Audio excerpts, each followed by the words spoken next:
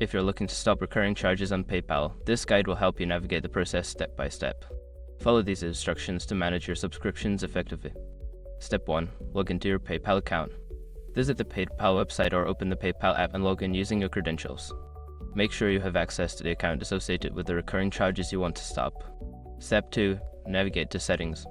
Once logged in, locate the gear icon or Settings option, usually found in the upper right corner of the screen. Click on it to access your account settings. Step 3. Access Payments.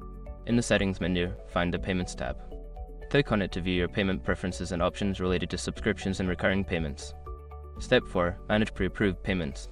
Look for a section labeled Manage Pre-approved Payments or Manage Automatic Payments.